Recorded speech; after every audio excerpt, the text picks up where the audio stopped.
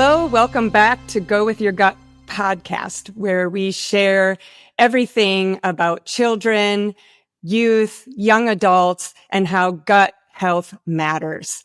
As I said before, gut bacteria influence our brain, affecting mood and brain function, also 70% of our immune system, as well as our metabolism, so much more. And yet we hear little about how the gut has an impact on youth today. And as we see more food sensitivities arising, other issues, mental health imbalances, this is worth talking about. And that's why today I want to welcome Sophie Schultz. Hello, Sophie. Hi, thank you for having me. It's actually so great to see you again. It's been a while since you've been away to college. I know you through your mother. Your mom and I are very close friends, and we're both very interested in health and nutrition. And I always love to hear how you are doing as well. And today would just love to hear that from you. So first tell us though, what have you been up to lately? And before we deep dive. Yeah, I just turned 20, finished my second year at undergrad at the University of North Carolina, Chapel Hill. Crazy to think about how I'm halfway done with undergrad, but I was able to spend my summer doing a study abroad program in Berlin, which was absolutely amazing. And now I'm back home in San Diego. And so I'm living my best life right now. Very brave, I must say, studying abroad, different language. Good for you. And can't wait to hear more about that. But first, I want to hear, when you're looking back at just when you recall having any symptoms related to gut health, how was there a time when you felt something was off? Yeah, well, I first remember having symptoms really early on. Back in elementary school, I would have crazy migraines and crazy stomach aches that didn't even feel like stomach aches. They felt like sharp blades going into my gut. And that wasn't that I knew that wasn't normal for like a second grader. And so I immediately started talking to my mom. And this is when she dove really deep in about looking at food as the main way of healing my stomach aches, my lack of concentration in school, and my migraines. Wow. So what do you remember the first change that happened for you? Like what change in food was like most obvious to you at that time? And I know you were young. Yeah, we took off a lot of things at once. I did blood testing. I saw that I had an intense gluten intolerance. It was Mm. so high. It was crazy to look at.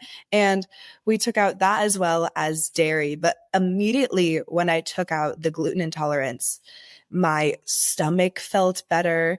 I always felt tight and bloated, and I was able to just function better. I wasn't always worried about my stomach hurting, getting a migraine. When I would get these migraines, I'd have to sit in a dark room and wouldn't be able to concentrate. And no second graders should have to do that. No, that I've had migraines, and that's a very young age to experience something so intense. So what did you notice though, even though you felt better, what might have been difficult at that time? Or was it easy, like eating different at that age? Because I know for my kids, for example, there's always food coming into the classroom and so forth. So do you remember challenges in elementary school when you were first making those changes with food? Yeah. I most distinctly remember birthdays because every birthday, the parents would bring in a treat, whether it's a cookie or cake or anything like that. And I would always feel left out. But one of my best friends was super allergic to peanuts. And so her and I kind of just bonded over just sitting and eating popsicles in the back of the class. But I also couldn't eat the school lunches, and that kind of made me feel left out. But I feel like the social aspect didn't really come into play until later with high school and college. Sophie, those symptoms are so terrible. And in my experience, so often when, especially kids, if they're having stomach issues, headaches, doctors will also often, give, let's say, ibuprofen for headaches or Imitrex for migraines, really looking at the symptoms, not really looking at the gut at all, not knowing that migraines could be connected to gut health because they really don't study the microbiome in medical school back then, although that is starting to happen now. But I know, just like your mom, I had to research, uh, really, even for my own children, when I was studying functional medicine, how the microbiome is connected to a lot of these symptoms.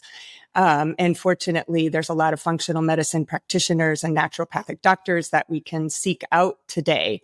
Do you remember, did your mom take you to the pediatrician first?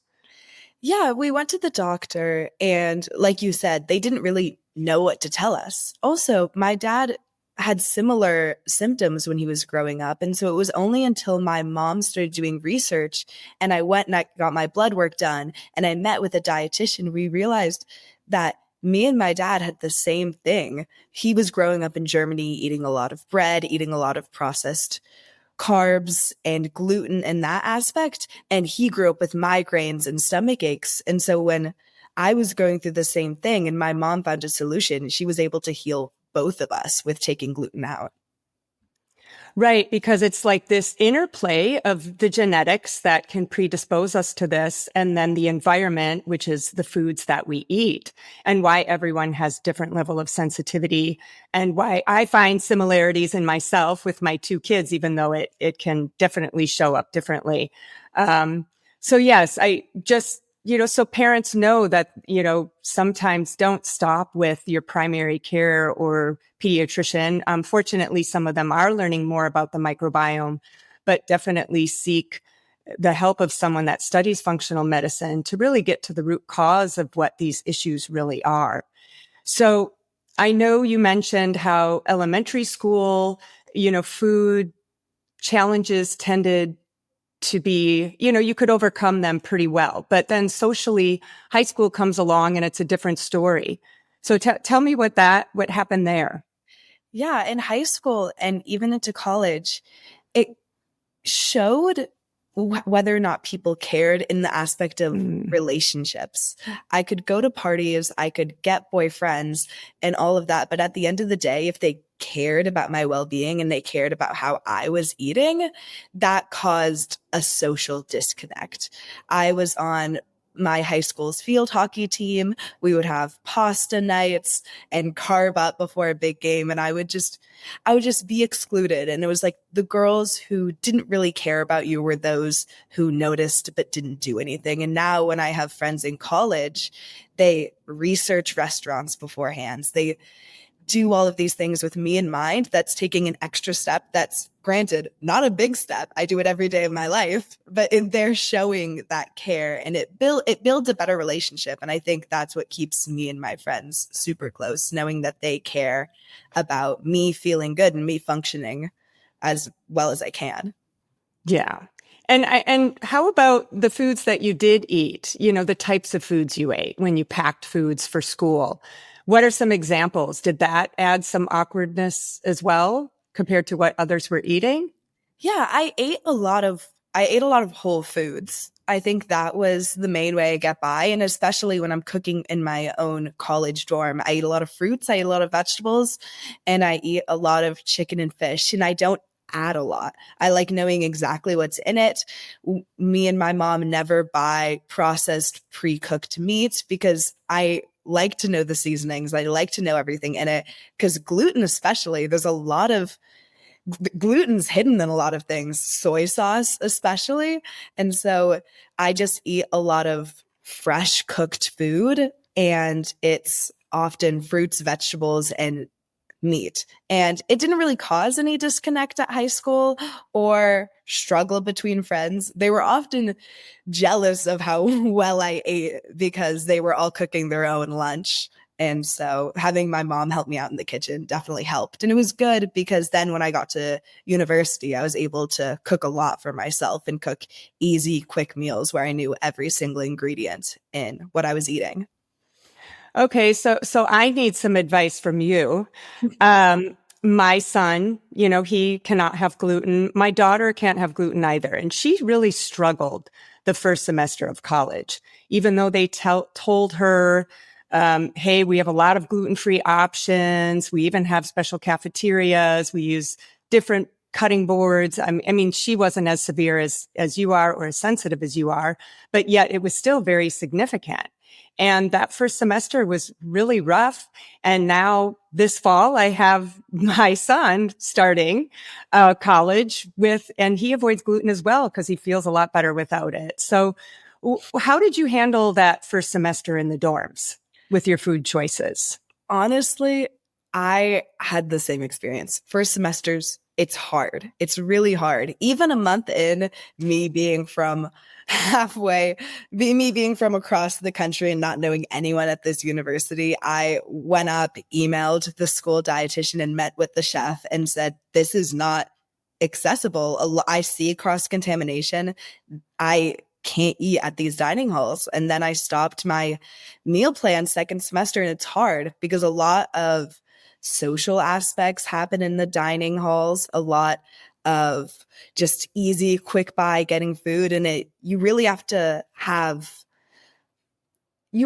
put yourself forward in the way of packing your own lunches, around telling your friends to, hey, let's eat outside today. But it's hard, especially when you don't have a car. I had Trader Joe's that was a 30-minute bus away. Ooh. And so it's hard, but at the end of the day, you have to eat. And I'm an athlete. I teach group fitness classes on campus every single day, morning and night. And I rock climb. I'm on the rock climbing team. I have to eat. And so finding quick, easy ways. I like Costco protein shakes, going to Trader Joe's, getting the fresh fruits and vegetables, connecting with older students who have cars, and just putting yourself out there and having the confidence and social aspect to talk to people. But that's hard because you don't want to do that as a freshman. No, and I know that our plan now, and my son leaves in less than 2 weeks. It's funny you say Trader Joe's because Quinn relies heavily on Trader Joe's, and Carson will be as well. We're getting a larger mini fridge for his dorm, Mhm. and a blender so he can make a lot of his own smoothies. He'll also be Got active playing lacrosse.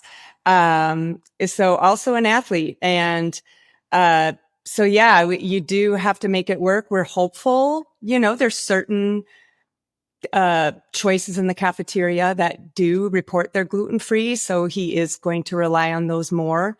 Um, and hopefully, just adding the extras. Having a lot of these extra foods in the dorm. Having to go to Trader Joe's once a week. He has that. Luckily, he has that transportation through the train. But yeah, it definitely does take a lot more effort. Especially when I'm on the go, I have a bunch of staples that I always have in my backpack, in my fridge, and ready to go. Those are chia pudding. I'm a big chia pudding fan. You can put protein powder in that. You can put almond milk. I love chia pudding. I love hummus in any genre, whether it's carrots, celery, or crackers. And at the end of the day, my guilty pleasure is Trader Joe's tikka masala. Any tikka masala. It's easy to make. It's chicken, spices, rice, add carrots. You can have all of those hidden vegetables in, and it just makes me feel good. I eat a lot of rice. I'm not the biggest fan of the gluten-free pasta. Sometimes it's a little bit too protein heavy, and I like something that's light that I can eat multiple meals. And so I'm a big rice fan because you can add it to fish, you can add to chicken. As you can tell, I'm a really big fish fan. And so it's easy. It's easy to meal prep. I'm a big meal prepper because during the week I have no free time. Quinn also adds, for gluten-free carbs like butternut squash, sweet potatoes, all those kind of plant foods that really help her microbiome, and also good fats. Our gut needs anti-inflammatory fats like the fish that you're eating, and omega-3 supplement as well, which is a story for another time. But also, there's just a lot to think about: the plant foods, the fats, the protein, but it can happen, right? Yeah. And it's great in college because I keep on getting exposed to more and more people who find out they're gluten intolerant, but it's been happening so late. So I'm wondering why so many people now have gluten intolerances and it's becoming so prevalent. That's a good question, because people are like, is this a fad diet? And, I talked about this in episode 1 when I interviewed Quinn, and she shared her experience with needing to go gluten free. And, I added at the end that the reason being is that gluten is different in the US, number one. So yes, we have this genetic predisposition, but we've always had this genetic predisposition. But what's changed is our food. So in the US, wheat has a higher concentration of gluten, whereas other countries have, especially Europe, have a softer wheat with a lower concentration of gluten. So there is that increased load. On top of that, over half of kids these days eat a high percentage of their food comes from ultra processed foods, lower in nutrients for the microbiome, lower plant foods, but also more gluten. So a lot of wheat flour in a lot of those products. So another way they have increased exposure, and the gut gets hit time after time, and we're overwhelming our gut with gluten. And third is that now wheat is sprayed with glyphosate, which is in Roundup. It's also sprayed on oats. So all of our wheat and oats have more chemicals than they've ever had before if you're not buying organic.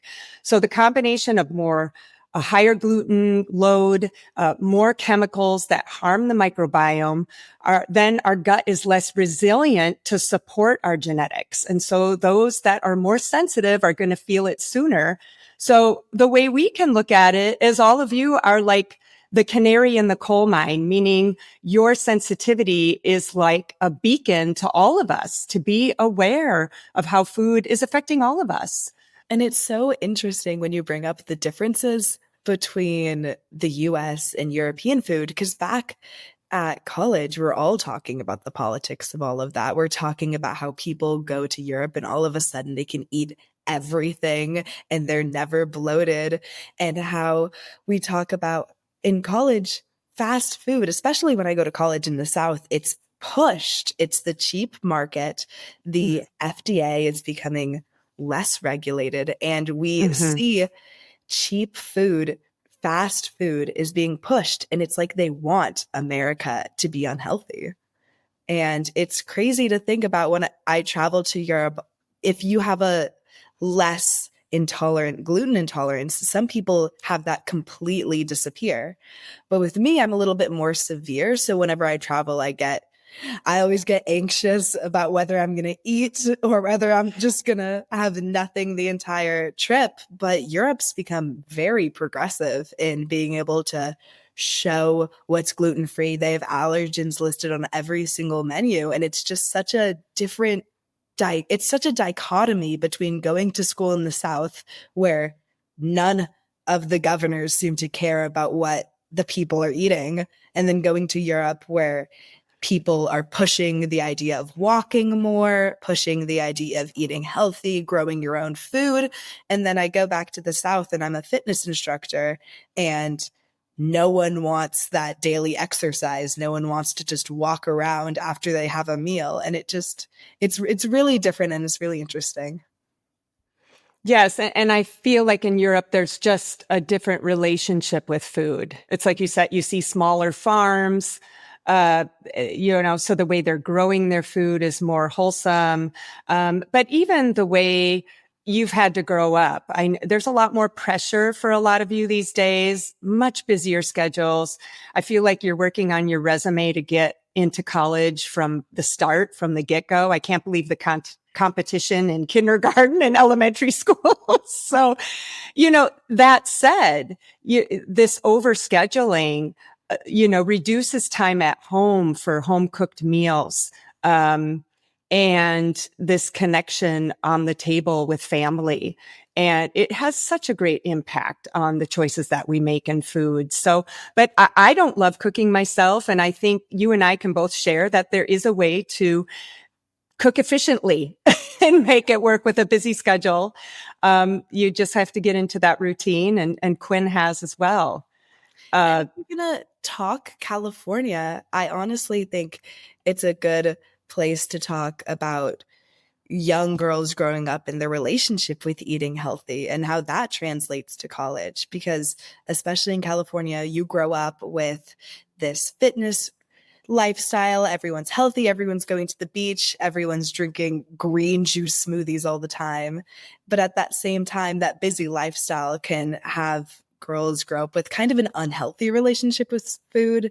And I've experienced it, and many other girls experienced it at my age and in my high school. And that really transitions to college when you're going out, you're cooking for your own meal, and you can get lost. You can skip meals, especially me as a fitness instructor. I have girls look at me and I think I have to look a certain way because I'm the one working out. I'm the one teaching you. I have to be skinny because that's what all of the girls of the United States want to look like. And so when I'm eating quick, easy meals, it's really easy to get lost in how many calories am I eating? Am I eating enough? And then when you're just eating snacks the entire day because you're busy, you're not eating enough. And that's just what's happening. And this is a big point I want to bring up. So I'm glad you shared that. And, eating disorders are definitely a big part of what I work with. And I think that the confusion over what everyone's exposed to, all this push to eat all this processed food and eat in a hurry, and, oh, this is so good, eat more of this and that. And then on the flip side, they see this message, well, you got to be thin, you got to look perfect, and social media puts that in your face more. So here's all this food in front of you, but then on the other side, don't eat it. Yes. So we have this really messed up relationship with food. And really, it really needs to come back to being in touch with our body, how food makes us feel. It's not about calories. It's not about weight. It's about how strong are you feeling, whether you're an athlete or you just, whatever activities you enjoy, that you're feeling good, that you're taking care of yourself, that you're taking care of your microbiome and your microbiome's taking care of you, and how that impacts mental health. 100. Yeah. So I'd love to hear your perspective, like how that had an impact on your mental health, your food and changes. Well, it's a long road. And obviously I'm 20 and so I'm still on that road. But growing up and being a competitive rock climber where everything is body weight, and so you have to be as tiny as possible, you're wanting to eat just enough to where you can still hit your goals. And that messes up your hormones, that messes up your stress. And then when you get stressed, your body calms down and it doesn't want to be hungry anymore. And so it just all messes up in that whole just cycle. And then it can mess up your body for a while. Because what I did in high school and my past with eating disorders and all of that still affects me today at university, where I'm going to school in North Carolina. Everyone's a lot more open. I'm eating with protein in mind. I'm eating with carbs in mind. But still, when I get stressed, when I get sad, if you're going through a breakup, it's real to shut down and go kind of into starvation mode, and your body doesn't feel hungry. And then that causes real long-term issues. And when all of the girls at university are feeling like that, you kind of act like it's normal and it's a phase that you can get through because everyone's feeling it. Yeah. And so that brings up two things. One, I'm also a sports nutritionist. And just focusing on eating to have that, enjoying what you do and having the power and energy and endurance. And so I tell people over and over, that's the most important part about your fuel. And if you're restricting yourself to look a certain way, to be cut, So many athletes I worked with, they wouldn't get their period. A lot of females in track, for example, when I worked college level, they wouldn't have their period. The coaches didn't care. So the medical doctor and I were always trying to educate girls, if you don't get your cycle because you're restricting so much, that's going to affect your bone density long term. It's going to affect your performance, your endurance. So I always remind people you need to eat to feel good, to be strong, to have that endurance. Sophie, if you don't mind, if I ask a little more of a personal question, what do you think was the deepest struggle for you through all of this, with your relationship with food? It's hard because in high school, I was battling an eating disorder for honestly all 4 years. I had lost my period for about a year, junior year. I was running before climbing practice, after climbing practice, and everything between, and had those lovely calorie tracking apps that no 16-year-old should own. And I think the hardest part about having an eating disorder is you trying to think if it's enough to look for help. And I feel like I worded that wrong, but basically, I would look at my body and think, I'm not skinny enough to come out front about having an eating disorder. I don't look pale enough. I lost my period, but I look fine and I look healthy. And so I can get by with that. But it was the fact that I was climbing, it was the fact that I was running, it was the fact that I was lifting, that my body was just muscle, and it was the fat that was holding on in starvation mode because I wasn't eating enough to maintain anything else. And so that just puts you into a cycle of kind of like denial, of you being like, I could eat enough to climb, I could eat enough to run. And so why did I ever have an eating disorder? But I think an eating disorder circulates more in your thoughts around food than the actual actions. Because I think that's what silences a lot of girls. Looking at a cupcake, seeing how many miles do I have to run if I have to eat that, and not eating the cupcake are similar things, because at the end of the day, an eating disorder is a disordered mindset around food. And so I hate when I see girls of any size not talk about their eating disorder because they're not thin enough to make it worth it, to make it worth the conversation. You hit it right on the nail. Like, I agree with you 100% that so many people feel an eating disorder has to look a certain way or has to be bad enough, or you have to have certain severe behaviors that you need this intense treatment.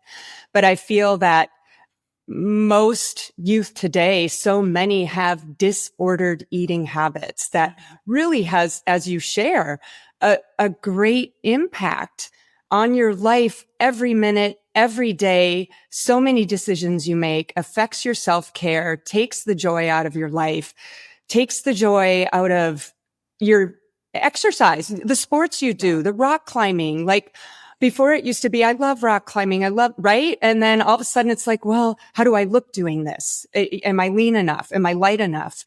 And so we have to recognize that, our relationship with food at any level is important enough to address and talk about.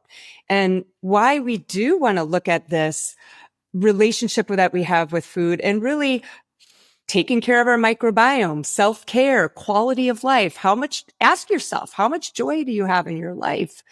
And where is that missing? There's just so many aspects of this, right? Yeah. So many leaves on a tree of how things manifest. Having an eating disorder affects every single part of your lifestyle, and it mainly affects the relationships you have with others. People can see it, and if people don't see it, they compliment the negative sides of it. If you're losing weight, people don't know how to comment about it because they don't know where your mindset is at. I mainly got through this through having a therapist who I still talk to. I think therapy is great if you want therapy. I think people often try to push it, but you can only have a successful therapy session if you want to be there and if you're comfortable talking about that. And I was very comfortable talking about that. And I also helped myself through journaling. I found love through my body that wasn't just looks wise. And I think, especially in high school, eating disorders are so prevalent because you're around the same people and you're trying to impress one another, not impress one another in the way of, I look good, I'm all that. You just want people to look up to you and think at the end of the day that you're pretty. Because that's what a 16-year-old girl is thinking about. When she sees a boy and they don't like her, the first thing they're going to do is tear themselves apart. And I think that's what going to college, journaling, having a therapist had me build up. I am absolutely so much more than the person I am, and the number on the scale, which I could go on and on about how that number on the scale is absolutely meaningless. And that's why what we don't teach youth enough today is coping tools, right? Like, how do we practice self-care on a day-to-day basis when stress comes up, when we feel different, when we don't feel good about ourselves?